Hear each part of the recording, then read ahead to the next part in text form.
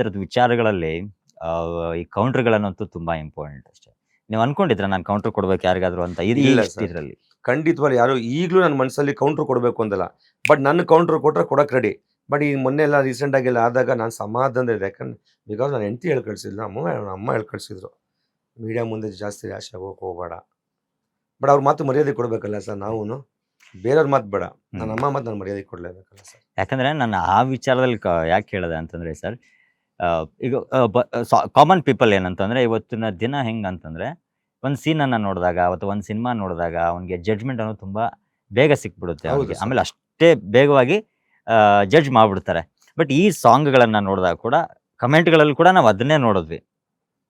Okay, ಈಗ ಜನಗಳು ಈಗ ಎಂಡ್ ಆಫ್ ದ ಡೇ ನೀವು ಮಾಡೋದು ಯಾರಿಗೆ ಸರ್? ಜನರಿಗೋಸ್ಕರ ಅಲ್ವಾ ಸರ್. ಸರ್?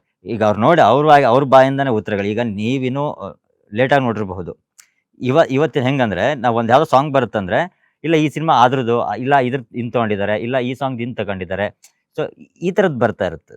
ಸೊ ಅಭಿಮಾನಿಗಳು ಅಂದ್ರೆ ಯಾವ ರೀತಿಯಾಗಿ ನೀವು ಅವ್ರನ್ನ ನೋಡ್ತೀರಾ? ಅಂದ್ರೆ ಮೀನ್ಸ್ ಜನಗಳ ನಿಮ್ಮನ್ನ ಈಗ ಒಂದು ಸಾಂಗ್ ನೀವು ಮಾಡ್ತೀರಾ ಅಂತಂದ್ರೆ ಯಾವ ಮೈಂಡ್ ಸೆಟ್ ಅಲ್ಲಿ ನೋಡ್ತಾ ಇರ್ತೀರಾ ಅಂತ? ಸೊ ಈಗ ಮೈಂಡ್ ಸೆಟ್ ಇರೋದು ಎಲ್ಲ ಥರ ಜಾನರ್ ಕೇಳ್ತಾರೆ ಸರ್. ಈಗ ಫೋಕು, ವೆಸ್ಟರ್ನ್, XYZ ಎಲ್ಲ ಕೇಳ್ತಿರ್ತಾರೆ. ಜನರಿಗೆ ಏನು ಬೇಕು ಅಂತ ನಮ್ಗೆ ಗೊತ್ತಾಗಿರುತ್ತೆ. ನಮಗೆ ನೀವು ಹೇಳ್ದಂಗೆ ಕಮೆಂಟ್ಸ್ಗಳು ನೋಡ್ತೀವಿ, ಆದರೆ ಈ ಥರ ಸಾಂಗ್ ಕೊಟ್ಟರೆ ಚೆನ್ನಾಗಿರುತ್ತೆ ಅಂತ ಅನ್ಕೋತೀವಲ್ಲ.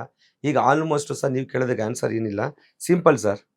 ಜಾಸ್ತಿ ಪಬ್ಗಳು ಈಗ ಎಲ್ಲ ಕಡೆ ಸುಮಾರು ಪಬ್ಗಳೆಲ್ಲ ಜಾಸ್ತಿ ವೆಸ್ಟರ್ನ್ ಸಾಂಗ್ ಓಡಿಸ್ತಾರೆ. ಹೌದು. ಅದರಿಂದ ನಾವು ವೆಸ್ಟರ್ನ್ ಸಾಂಗ್ಸ್ನ ನಾವು ಕೊಟ್ಟರೆ ಜನಗಳು ಜಾಸ್ತಿ ನೋಡ್ತಾರೆ ಸರ್. ವೆಸ್ಟರ್ನ್ ಸಾಂಗ್ ನಾರ್ಮಲ್ ಆಗಿ ಕೊಡೋಕೆ ಹೋಗ್ಬಾರ್ದು, ಜನ ಇಷ್ಟ ಆಗೋಂಗೆ ಕೊಡಬೇಕು.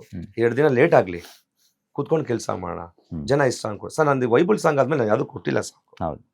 ನಾನು ಸೆಲೆಬ್ರಿಟಿ ಅಂತ ಹೇಳ್ತಲ್ಲ, ಸೆಲೆಬ್ರಿಟಿ ಅಲ್ಲ ಸರ್, ನಾರ್ಮಲ್ ಸಿಂಗರ್ ಅಷ್ಟೇ ನಾನು. ಯಾಕಂದ್ರೆ ಮಾಡಿ ಅದೊಂದು ಸಾಂಗ್, ಸೆಕೆಂಡ್ ಸಾಂಗು ದೊಡ್ಡ ಮಟ್ಟಕ್ಕೆ ಹೋಗ್ಬೇಕು, ಎಲ್ಲಾರ ಬಾಯಲ್ಲಿ ಬರಬೇಕು, ಪ್ರತಿಯೊಂದು ಪಬ್ಬಲ್ಲಿ ನನ್ನ ಸಾಂಗ್ ಪ್ಲೇ ಆಗಬೇಕು ಸರ್. ಆಸೆ ಇದ್ದೇ ಇರುತ್ತೆ ಸರ್. ಯಾಕಂದ್ರೆ ನಾವು 0 ಇಂದ ಬಂದವ್ರು ಸರ್. ನಾವೇನು ಒಂದೇ ಸಲ ಲಕ್ಷಾಂತರ ರೂಪಾಯಿ ಮಾಡ್ಕೊಂಡ್ ಬಂದವರಲ್ಲ. ನಾವ್ ಈ ತರ ಮಾಡಬೇಕು ಅಂದ್ರೆ 0 ಇಂದಾನೇ ಬಂದಿದ್ದು. ನಮ್ಮ ತಂದೆ ಪೊಲೀಸ್ ಆದ್ರು, ರೈತ. ನಾನು ರೈತನ ಮಗನೇ ಹೇಳಬೇಕು ಅಂದ್ರೆ ನಾನು.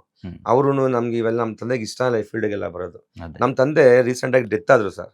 ನಮ್ಮ ತಂದೆ ಸಾಯ 2 ದಿನ ಮುಂಚೆ ಒಂದೇ ಅಂದಿದ್ದು, ನಿನ್ ಜೊತೆ ಕೆಲಸ ಮಾಡಿದ್ರು ಇವತ್ತು ಟಿವಿಲೆಲ್ಲ ಹಾಡ್ತಾ ಇದ್ರೆ, ನೀನು ಇನ್ನು ಹೀಗೆ ಇದೆಯಾ, ನೀನ್ ಯಾವಾಗ ಟಿವಿಲಿ ಆಡ್ತೀಯ ಅಂದ್ರು. ಟಿವಿಲಿ ಆಡೋದು ಬಿಡ ಸೆಕೆಂಡ್ ರೂಪಾಯಿ, ನೀನು ಟಿವಿಲಿ ಆಡ್ಬೇಡ ಅಂದ್ರೆ ಅವ್ರಿಗೆ ಅವ್ರ ಮನ್ಸಲ್ಲಿ ನಾನು ಸೆಲೆಬ್ರಿಟಿ ಆಗ್ಬೇಕು ಅನ್ನೋದು. ಹಾಗೆ ಆಗ್ತೀನಿ ಸರ್. ಒಂದು ಮಟ್ಟದಲ್ಲಿ ನಾನು ಹೆಂಗೋ ನನ್ನ ಸಾಂಗ್ ಮಾಡಿ, ಈ ಸಾಂಗ್ ನಂಗೆ ತುಂಬಾ ಕಾನ್ಫಿಡೆಂಟ್ ಇದೆ ಸರ್. ಕಳೆದೋಗ್ಬಿಟ್ಟೆ ಕಣೆ ತುಂಬಾ ಕಾನ್ಫಿಡೆಂಟ್ ಇದೆ. ವೈಬಲ್ ಸಾಂಗ್ ಏನಂತ ಬಂತು, ಕಳೆದೋಗ್ಬಿಟ್ಟೆ ಕಣೆ ಅದು 3 ವರ್ಷ ಆದ್ಮೇಲೆ ನಾನು ಮಾಡಿದೆ. ಆ ಸಾಂಗ್ ಇಲ್ಲೂ ರೆಡಿ ಇದೆ ಹತ್ರ. ಏನಂದ್ರೆ ಸರ್, ಕೆಲವು ಜನ ಬೆಳೆದಿರ್ತಾರೆ, ಪ್ರೊಡ್ಯೂಸರ್ ಮಾಡ್ತಾರೆ. ನಾವ್ ಯಾರು ಗೊತ್ತು ಅಂದ್ರೆ ನಮ್ ಪ್ರೊಡ್ಯೂಸರ್ ಮಾಡ್ತಾರೆ ಸರ್. ನಾವೇ ಕಾಸು ಹಾಕೋಬೇಕು, ನಾವೇ ಮಾಡ್ಬೇಕು ಅಷ್ಟೇ, ನೀನೇನು ಇಲ್ಲ.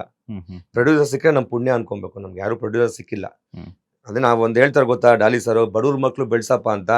ಬಡವ್ರ ಅಂದ್ರೆ ದುಡ್ಡು ಅಲ್ಲ, ಕಲಾವಿದ್ರಲ್ಲಿ ಬಡವಾಗಿರ್ತಾನ, ಅಂತವ್ನು ಬೆಳಿಬೇಕಂತ ನಮ್ಮ ಆಸೆ ಸರ್. ಹೆಸರು ಮಾಡ್ಬೇಕು, ನಾನೇ ಅಂತಲ್ಲ, ಎಲ್ಲರೂ.